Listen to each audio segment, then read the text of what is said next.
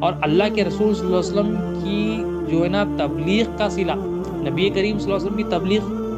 اتنا بڑا احسان ہے نبی کریم صلی اللہ علیہ وسلم کی تبلیغ کا،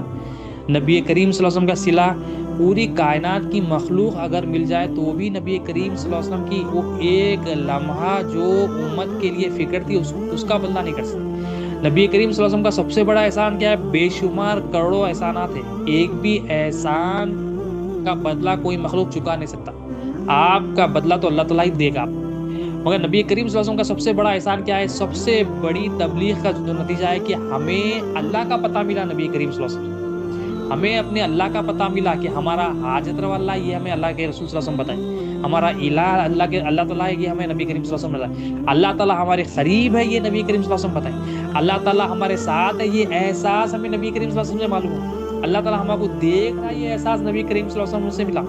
اور بے شمار اللہ تعالیٰ کی پہچان بھی نبی کریم صلی اللہ علیہ وسلم دی ہے، اپنی پہچان بھی نبی کریم صلی اللہ علیہ وسلم دی ہے، دین کی سمجھ بوجھ بھی نبی کریم صلی اللہ علیہ وسلم دی ہے، پوری امت تک یہ بات کو پہنچا، پوری قومت تک یہ بات کو پہنچا، اور وہ کام صحابہ کرام تابعین تبی تابعین کرے۔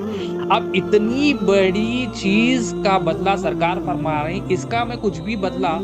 جو میں تمہیں خالق دیا ہوں، اس کا پتہ دیا ہوں، اس کی پہچان دیا ہوں، اس کی معرفت دیا ہوں، اس کا میں بدلہ کچھ نہیں مانگتا ہوں، میں مانگتا ہوں تو صرف میرے رشتہ داروں کی محبت۔ مطلب خالق کا پتہ دے کے اللہ کے رسول صلی اللہ علیہ وسلم فرما رہے ہیں میری مخلوق، اللہ کی جو مخلوق ہے میرے رشتہ دار ہے ان سے محبت کرو۔ مطلب یہاں بتایا کیوں جا رہا ہے اتنا کہ اتنی بڑی چیز دینے کے بعد اس کا صلہ سرکار دو علیہ وسلم کیا فرما رہی کہ میرے رشتہ داروں سے محبت کرو، میں اتنا دیا مگر اس کا میں کچھ بھی صلہ نہیں دیتا ہوں، حالانکہ کوئی دے بھی نہیں سکتا، حالانکہ کوئی اللہ کے رسول صلی اللہ علیہ وسلم کے احسانات کا بدلہ خیال میں بھی نہیں چکا سکتا، مگر اللہ کے رسول صلی اللہ علیہ وسلم فرما رہے ہیں کہ میں چاہتا ہوں کہ تم میرے اہل بیت سے رشتہ داروں سے محبت کرو۔ یہ کیوں فرما رہے ہیں سرکار دو علیہ وسلم؟ کہ اس لیے فرما رہے ہیں کہ جو میں تمہیں کو دیا،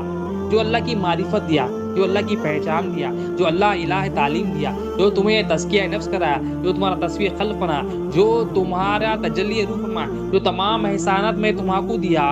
یہ احسانات کی حفاظت بھی ضروری ہے، یہ ایمان جو میں تمہیں کو بتایا یہ ایمان کی حفاظت بھی ضروری ہے۔ تو اللہ کے رسول صلی اللہ علیہ وسلم فرما رہے ہیں یہ ایمان تو میں دیا ہوں مگر اس کی حفاظت کا ذریعہ جو اللہ تعالیٰ رکھے وہ کیا ہے؟ میرے اہل بیت میرے گھر والوں میرے رشتہ داروں کی محبت میں رکھے،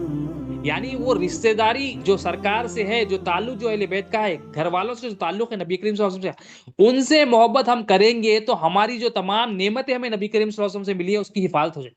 یعنی اہل بیت سے ہمیں کو ایمان بھی ملتا، اہل بیت سے ایمان کی تجدید بھی ہوتی، اہل بیت کے ذریعے ہمیں اللہ اور اس کے رسول بھی ملتے، اور اہل بیت کے ذریعے ہی ہمارا حیات خاتمہ بالخیر ہوتا۔